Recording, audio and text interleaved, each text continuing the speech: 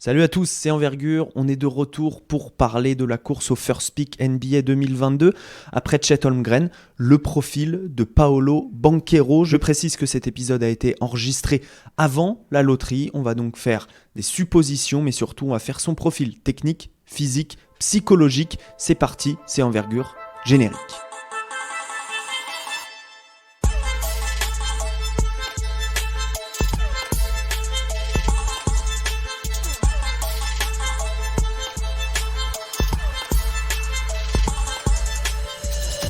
Ben, Steve, Alan, bonsoir messieurs. Bonsoir Alex. Bonsoir tout le monde. Bonsoir.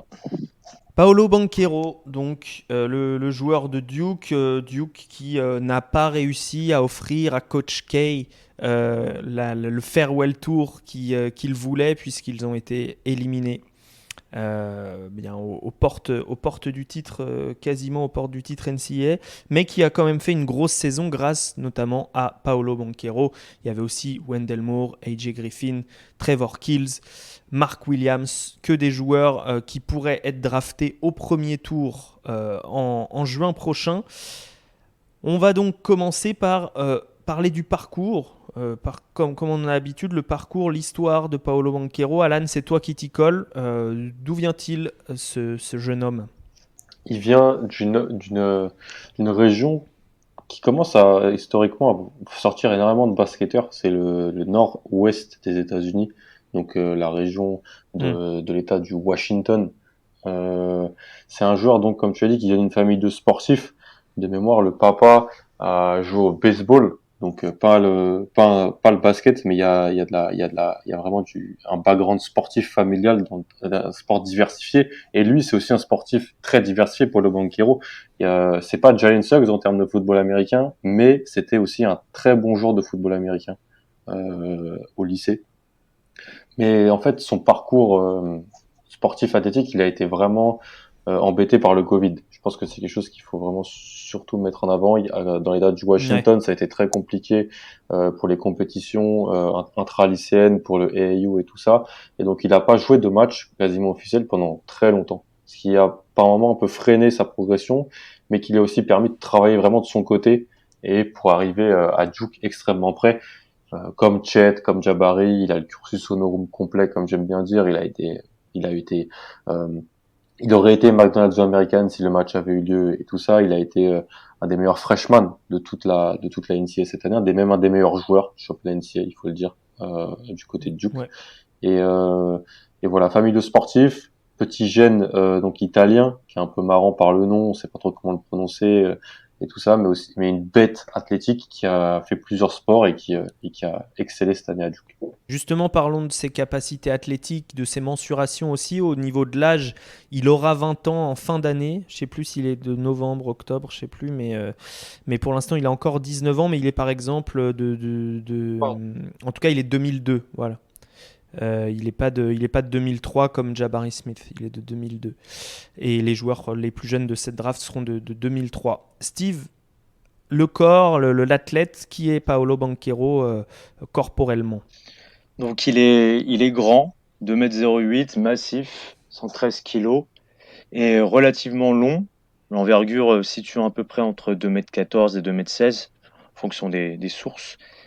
La principale qualité de son corps, je dirais, sa mobilité. C'est un joueur, c'est-à-dire qu'il court, il bouge très bien dans l'espace par rapport à son corps. Il a une vraie maîtrise de son corps dans l'espace par rapport à son gabarit. Il est toujours très équilibré et il a une énorme qualité athlétique, on en parlera sans doute plus tard, c'est ses appuis. Vraiment un super travail d'appui. Ces joueurs-là, très à l'aise sur les appuis. Au niveau de la musculature, c'est un joueur qui est assez costaud, surtout sur le haut du corps. Il absorbe plutôt bien le contact, assez solide. Il a un centre de gravité assez bas, je trouve, ce qui lui permet de plutôt bien tourner les hanches. Pareil, ça, c'est un enjeu, ça, en défense, notamment sur la question des mismatchs après des switches. Au niveau de la détente, c'est pas le joueur le plus vertical qu'il puisse y avoir en universitaire, mais c'est quand même un garçon qui monte assez haut au cercle, qui a un très bon second saut, je trouve. Normalement, sur le rebond off, quand il rate, il remonte très très vite. Il a cette capacité-là à remonter vite au cercle. Et si je devrais mettre un petit bémol, ce serait plutôt sur le premier pas, où C'est pas un joueur qui a une vraie capacité à franchir très très forte, même si c'est un bon premier pas quand même, mais c'est pas un premier pas exceptionnel. Mais c'est à relativiser par le fait qu'il fait quand même 113 kilos. C'est ça. En somme, c'est un très bon athlète qui est complètement NBA ready pour moi. C'est ça. C'est-à-dire qu'on peut pas demander à un 36 tonnes de démarrer aussi vite qu'une Fiat, quoi. Si on devait faire, C'est si on ça, devait faire ce genre de c'est ça. comparaison automobile italienne en plus. Vous l'avez Oui. vu. Et d'ailleurs, il est naturalisé italien. C'est important de le Ouais. préciser. Donc, il va peut-être faire des compètes FIBA. Et il faut savoir que son deuxième prénom, c'est Napoléon. Donc, il est prêt à conquérir Eh, l'Europe. Voilà. c'est ça. C'est ça. Il n'est pas corse, il est italien du coup. Mon Ben, c'est à toi de me dire pourquoi c'est un top prospect, Paolo Banchero. On a parlé de son histoire, on a parlé de son enveloppe corporelle. Maintenant, parle-moi de ses qualités de basketteur principales. On rentrera dans le détail après.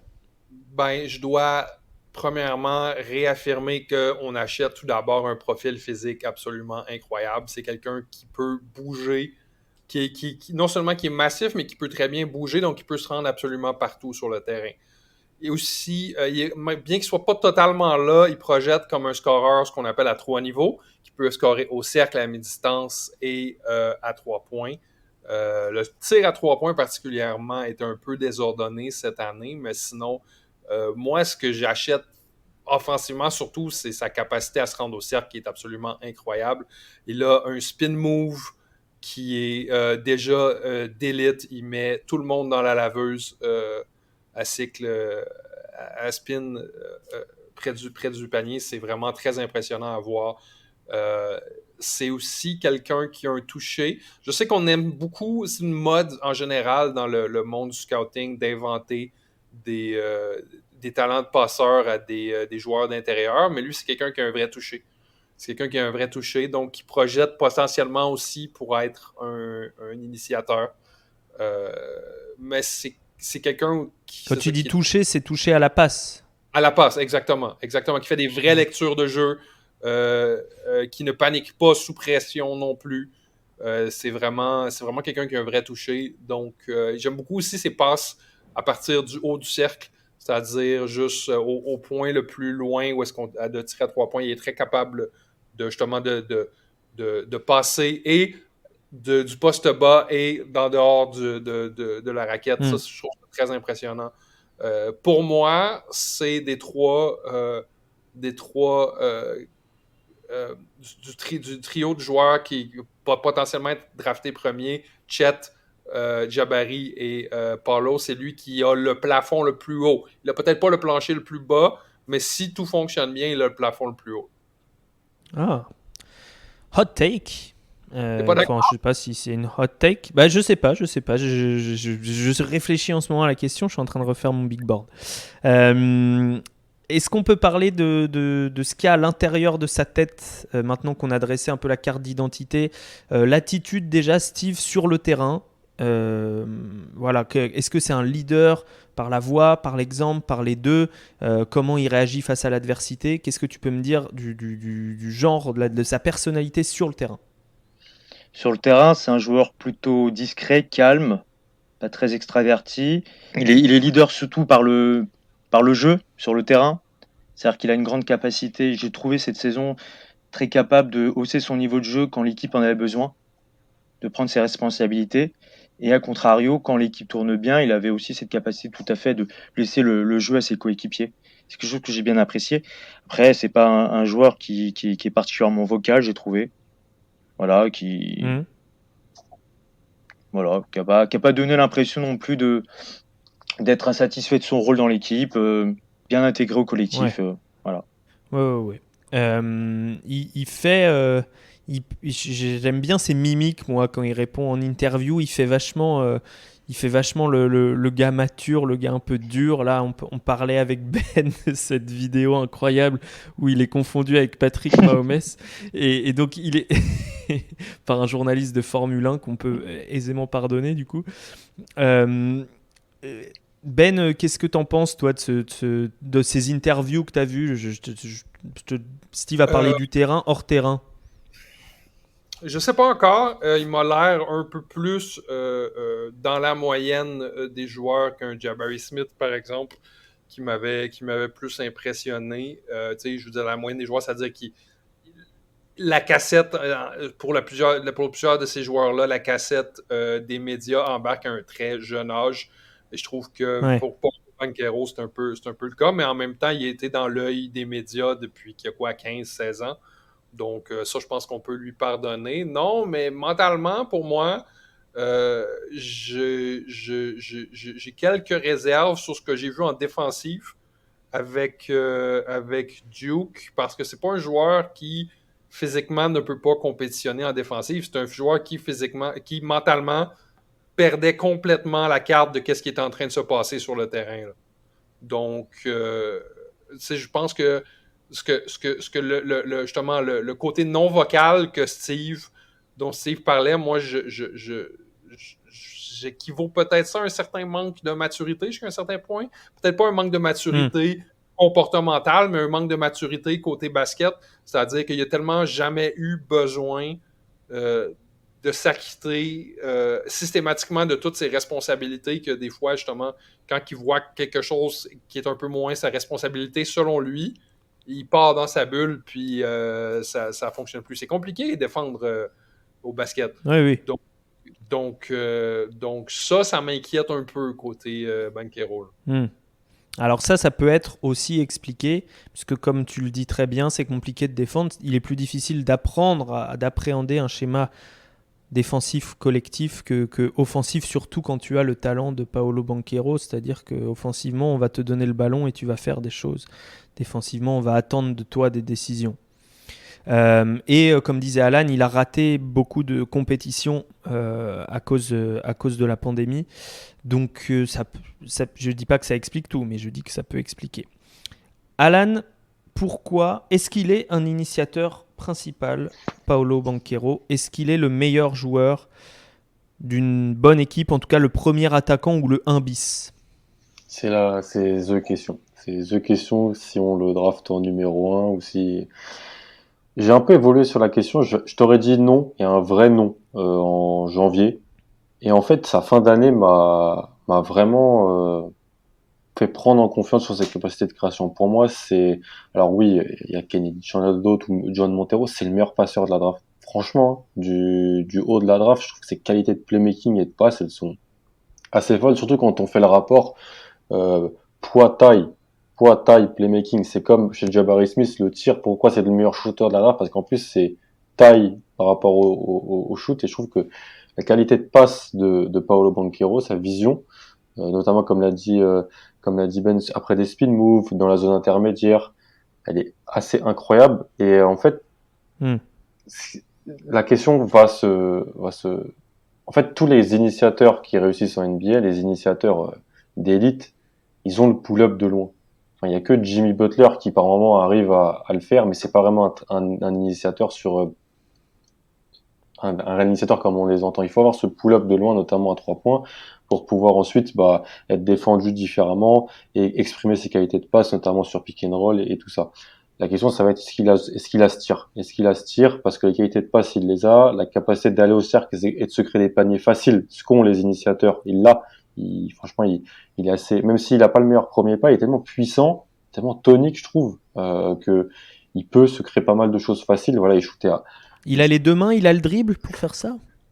Non, il l'a pas encore. Mais en fait, il a pas vraiment la fluidité des deux mains et il a pas le pull-up de loin. Mais on a un joueur qui allait quand même, qui finissait à quasiment 53% à 2 points, qui allait quasiment qui shootait quasiment 5 lancers francs par match, qui sur l'ensemble de la saison faisait quasiment 18% des passes décisives de son équipe, avec dans un rôle où voilà, alors c'était pas l'initiateur primaire. Enfin, dans la March Madness, c'était au début de l'année, c'était plus Wendell Moore. Après, c'était plus Jeremy Roach, je trouve, par moment, qui gérait un petit peu la création.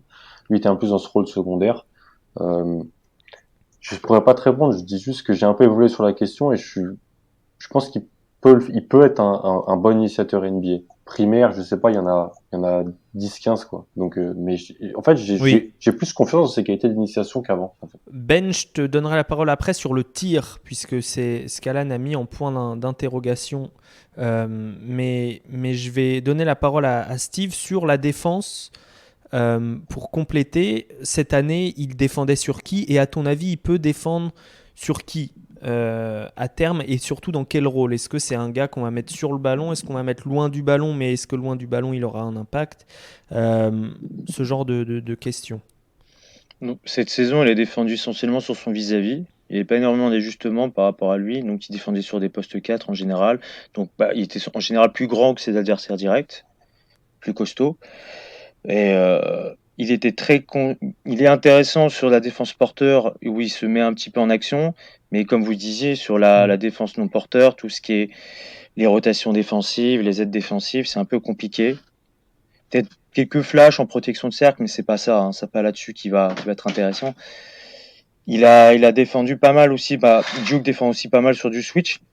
On parlait de communication défensive. Lui, il passe son temps à demander le switch, justement. C'est un truc ça, tout le temps. Et il s'est retrouvé à défendre sur des petits sans être absolument ridicule parce que mobilité fait que ça va, mais c'est pas non plus un joueur de switch pur, je pense. Il est dans une équipe aussi. On a parlé de son parcours où effectivement il a pas eu besoin de défendre, mais là il est dans une équipe aussi où il y a beaucoup de bons défenseurs. Et donc je pense aussi que c'est pas forcément ce qu'on lui demandait en priorité. Voilà. Donc cette saison aussi, il n'était pas non plus très engagé dans la défense parce que il jouait avec Trevor Keys, Mark Williams, des joueurs qui défendent très bien, Wendell Moore Jr. ou même Griffin. Donc pas énormément responsabilisé sur la défense. Voilà. Et effectivement, pour la saison régulière, ça posera pas de problème. Mais pour les playoffs, il va falloir qu'il soit un peu plus conscient sur les rotations défensives, sur la défense au moins non porteur à l'opposé de la balle, parce que pour l'instant, il n'est pas du tout dans les schémas défensifs. Mais s'il est choisi dans le top 3, l'avantage. Comment ? S'il est choisi dans le top 3, l'avantage, c'est qu'il devra peut-être un peu patienter avant de voir les playoffs, puisque c'est assez rare une équipe qui passe du fin fond du classement aux playoffs tout de suite. Ben, sur le tir, quelle variété? Comment tu trouves sa gestuelle? Est-ce que voilà, il a des préférences motrices? Je reçois la balle d'un côté, des choses dont on parlait dans le podcast, par exemple sur Jaden Ivey. Hugues avait bien expliqué. Voilà, Jaden Ivey a un peu plus de mal à tirer quand la balle vient de, je sais plus si c'est sa gauche ou sa droite, mais voilà. Est-ce que toi tu y crois et pourquoi en déroulant les capacités techniques? Oui. Je crois qu'il va devenir un bon shooter NBA, mais comme j'aime souvent dire en parlant de cette classe de draft, les joueurs qui vont devenir des knockdown shooters en NBA dans cette classe-là, il n'y en a pas beaucoup. Donc, je crois que Paolo Banchero peut s'élever à des pourcentages qui sont corrects, surtout à 2 points. C'est un shooter à 2 points de carrière, de trade. C'est ce qu'il aime, c'est à quoi il est confortable. Son pull-up à 2 points, c'est extrêmement propre. Ça va être un exemple, ça va être une comparaison un peu boiteuse, là, mais le seul joueur qui me vient en tête qui avait un pull-up à 2 points aussi clean que ça, c'est John Wall. Les deux joueurs n'ont absolument pas rapport l'un avec l'autre, mais ils ont à peu près le même pull-up à 2 points, là, cette espèce de bounce là, au elbow, où est-ce qu'il fait que ça a l'air complètement automatique. Je le trouve un peu lourdeau à 3 points, surtout en situation de création pour lui-même. Ça va lentement. Il n'a pas l'air... je vais dire quelque chose qui va avoir l'air très controversé. Je vais écouter vos opinions là-dessus. J'ai l'impression que c'est une question QI. C'est une question de pas reconnaître le moment où il doit shooter et de reconnaître ses fenêtres d'occasion, à savoir où shooter. J'ai l'impression qu'il shoot souvent très très tard, qu'il dribble vraiment beaucoup quand vient le temps de créer pour lui-même. Je sais pas ce que vous en pensez. Moi, c'est l'impression que j'ai. C'est peut-être une question de QI, mais aussi ou d'expérience selon, mais aussi une question de confiance. Si t'as pas mis tes shoots, parce que quand il est en rythme, il les prend, il n'hésite pas. Et il est bon d'ailleurs. Quand il arrive en transition et qu'on lui file la balle, il plante les deux appuis. Il n'est pas sur un hop comme Jabari Smith, il est plus sur droite-gauche, bank. Et, Ouais, et c'est sûr qu'il va jouer avec un meilleur initiateur en NBA, là. Les initiateurs à Duke cette année, ça faisait pitié, là. Alan, t'en penses quoi du tir? Et Steve aussi, d'ailleurs. Ouais, sur le mid-range, je trouve que sur le mid-range et sur le lancer franc, on a un joueur qui, faut pas oublier, il fait quasiment 2,10, hein. Il fait quasiment 2,10, il fait plus de 110 kilos. Euh, c'est quand même assez solide et plutôt fluide, je trouve, pour son âge Ouais. et sa taille. La question sera est-ce qu'il va pouvoir un peu s'écarter, mais certains joueurs vivent quand même pas mal sur le mid-range. Après, faut être capable de prendre du 3 points pull-up pour ouvrir un peu le jeu, mais moi, franchement, sur l'année, j'ai trouvé qu'il était de plus en plus en confiance sur ce tir. Alors, au début, je trouvais la mécanique pas incroyable, je la trouvais un petit peu, je trouvais qu'il y avait un peu dans le coude ou quelque chose un peu dans son bras. Je trouvais que c'était pas extrêmement naturel, mais ça reste un joueur qui était à quasiment, 73% dans ses francs, pas mal sur 30, quasiment, dans la moyenne à 30% à 3 points. À son âge, franchement, dans un spacing pas incroyable, même si franchement, pour être honnête, Duke, c'était mieux que les années précédentes, hein. Même à l'initiation, Wendell Moore a Oui, bien oui. progressé. Je me rappelle de l'épisode qu'on a fait il y a 2 ans sur l'équipe de Duke, avec Wendell Moore et tout ça. Il a bien progressé. Jeremy Roach, il a progressé aussi. Donc, franchement, il n'était pas extrêmement bien servi, mais ça allait. Ça allait. Ouais, effectivement, il est excellent excellent, il est assez performant sur les transitions, où là, il les prend tout de suite quand il arrive de face, en général. Boum, il se stoppe sur un arrêt alternatif, il monte. Je vous rejoins sur le pull-up à mi-distance, où vraiment, il est hyper efficace là-dessus. Après, pour le tir à 3 points, pour la gestuelle, ça manque parfois un peu de fluidité, le tir est parfois un peu plat, mais je pense qu'il va progresser. J'ai Hmm. Je suis pas persuadé qu'il puisse vraiment être sur du tir à 3 points en sortie de dribble. Par contre, être efficace sur du catch and shoot pour être une menace, en tout cas, et créer du spacing dans son équipe, je pense que oui, avec du travail, ça devrait le faire. Je pense qu'aussi avec son poids, sa puissance, c'est peut-être plus difficile pour lui de shooter après des déplacements latéraux. Je l'ai peu vu faire ça. Et autant il se resitue très bien après son spin move, donc il a des super appuis, ce que tu disais Steve en introduction, c'est vrai, il a un jeu de jambes de boxeur, quoi. Mais je sais pas, je l'ai pas vraiment vu faire des side steps ou ce genre de choses. Il n'en avait pas beaucoup besoin aussi avec ses qualités athlétiques, mais c'est quelque chose peut-être à surveiller ou à développer si on a un staff NBA. Ben, est-ce qu'il peut jouer sans ballon, notre ami Paolo? Ben, c'est la question. C'est la question. Est-ce qu'il peut jouer sans ballon? On lui a Il vraiment. sert à quoi sans le ballon? Est-ce qu'il peut shooter est-ce qu'il peut shooter en sortie d'écran? Est-ce qu'il peut shooter en catch and shoot? Je sais pas vraiment. Parce que justement, c'est un peu à lui. Tu sais, Paulo Banquero, ce qui va faire hésiter les équipes, c'est que c'est un peu un contrat qu'on signe avec son sang, là. C'est-à-dire que si on le draft, puis on décide de vouloir toute sa valeur, si on lui donne le ballon. Si on lui donne le ballon, puis on le laisse cuisiner, comme on dit bien les Anglais, là. Mais sans Ouais. ballon, honnêtement, peut-être qu'il va nous surprendre. Peut-être qu'il va nous surprendre. Peut-être qu'il y a déjà tout ça dans son jeu. Mais comme tu disais, en sortie d'écran en latéral, ça a l'air plus difficile. Donc, je sais pas. Pour moi, c'est la clé. Banquero, si tu le drafts, tu lui donnes les clés de la voiture. Ouais, moi, je fantasme un peu d'un rôle en poseur d'écran, un peu, et ensuite prise de décision lancée. Parce que comme c'est un très bon passeur, et comme on peut peut-être, alors ça nécessitera aussi peut-être on ait peur du tir, parce que pour qu'il y ait un close-out, pour qu'il y ait, sur les potentiels pick and pop. Mais en fait, c'est tellement un bon passeur, et j'ai trouvé que quand il a joué Syracuse notamment, ou quand il a joué un moment Texas Tech et qu'il y avait de la zone, j'ai trouvé super bon dans la capacité à trouver son intérieur sur des feintes. Il feintait à gauche, il passait en bas à droite, ou des choses comme ça, ou des renversements. Peut-être qu'en poseur d'écran avec un bon partenaire de pick and roll, il pourrait prendre des décisions. Et là, c'est pas vraiment loin du ballon, mais c'est une utilisation différente que juste du post-up ou des choses comme ça. C'est intéressant aussi, simplement parce que aujourd'hui en NBA, de plus en plus d'équipes, par petites séquences, vont faire de la zone. Alors des zones très hybrides, mais ça reste des zones où il faut de C'est la vrai que lecture de jeu. Donc ça, chaque c'est- joueur qui a un potentiel de playmaking, s'il joue Syracuse dans l'année, c'est un match à regarder. Parce que et Jabari Smith d'ailleurs, pareil, faisait un bon match là-dessus sur la prise de décision. C'est horrible quand ils ont des Ouais. joueurs à scouter pour la défense, mais les Ouais. scouter contre eux, c'est toujours intéressant. Steve, on parlait un peu rapidement du contexte tout à l'heure. Est-ce que pour toi, ça l'a servi ou ça l'a desservi?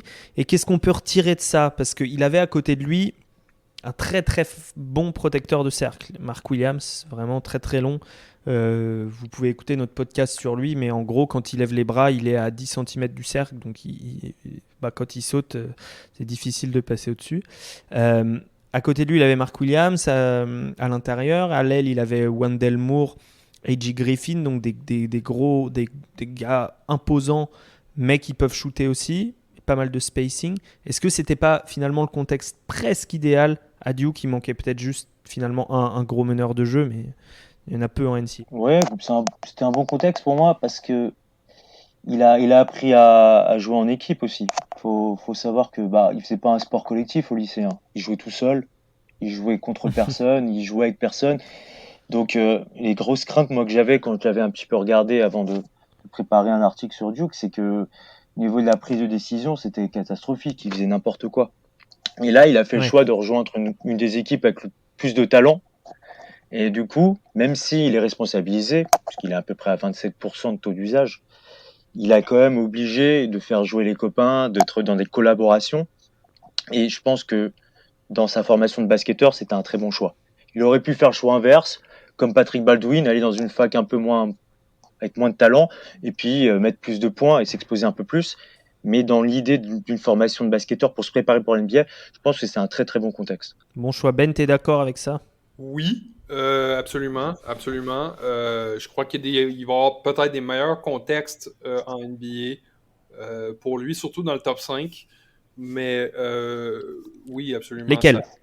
Mais tu sais, je trouve Steve un peu dur avec son analyse de Banchero au lycée, parce que c'est un peu le cas de tous les joueurs avec un physique NBA.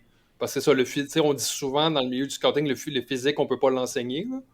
Donc, les joueurs qui arrivent à 6-8, 6-9 à l'âge de 15-16 ans, ils jouent tous tout seuls, souvent, parce qu'ils jouent tous contre des jeunes qui font genre 5 et 8, 5 et 9.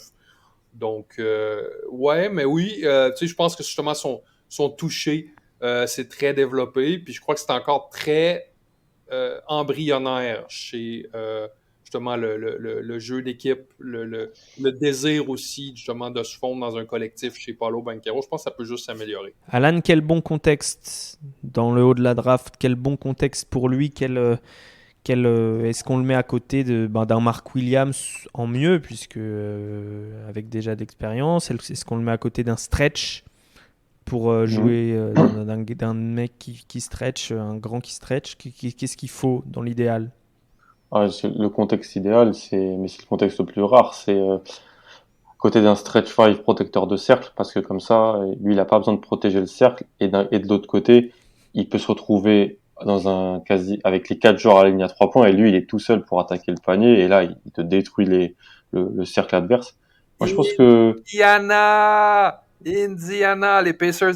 avec Miles Turner, alors là, oui, avec Haliburton et Miles Turner, ça peut être top, ça peut être vraiment top. Indiana est un bon contexte pour beaucoup de joueurs, hein, honnêtement, je trouve. Mais franchement, ouais, je pense que lui, offensivement, il a peut-être moins besoin. Il a besoin de spacing parce que c'est un joueur qui n'est pas le plus tranchant balle en main et qui n'a pas non plus la menace du pull-up à 3 points. Donc, il va vivre sur du mid-range et sur de l'attaque de cercle. Faut pas non plus que le panier faut pas que ça soit comme quand Kay drivait à Oklahoma State où il se retrouvait avec une armée de bras en l'air. Mais je pense qu'il est assez insérable dans pas mal de systèmes. Dans le début de carrière, on va pas lui demander de gagner des matchs. Je pense qu'on va lui demander d'arriver, influer sur le scoring. Indiana, si, hein.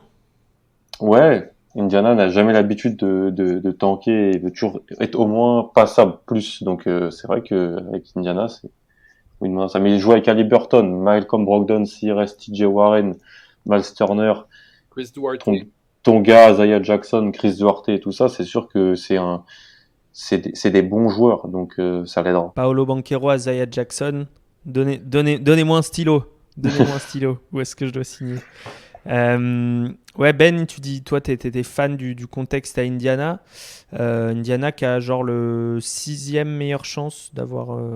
5e. Ou 5e, je sais plus. 5e? Ouais, ils ont mis la gomme sur la fin pour. Ouais. D'avoir le first pick, effectivement.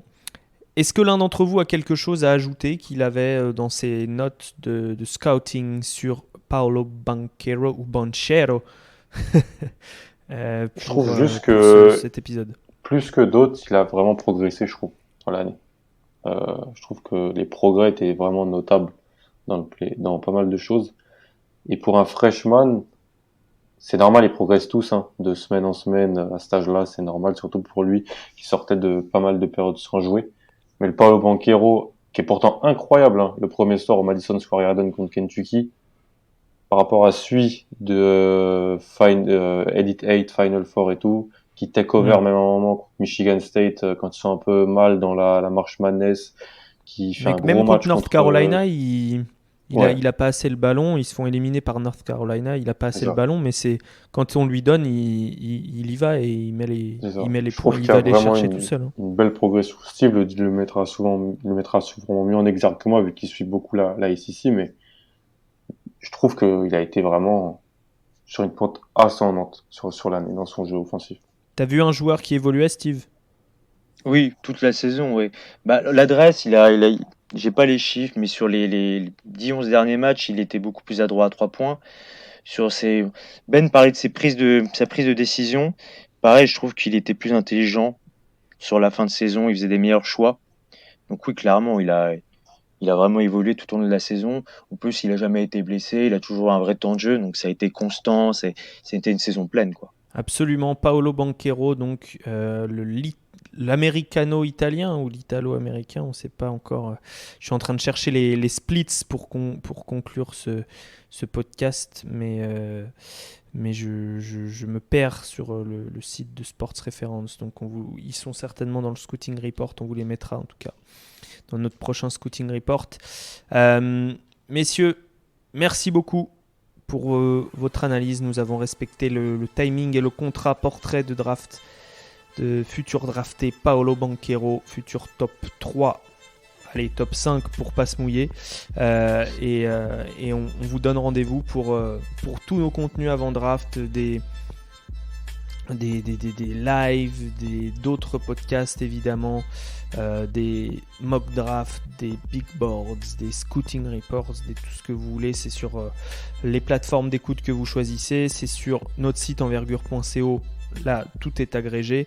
Et puis, c'est également sur YouTube, sur les réseaux sociaux, Twitter, Insta. Et vous pouvez rejoindre si vous voulez discuter, papoter avec nous en dehors de nos heures de podcast. On est sur Discord également.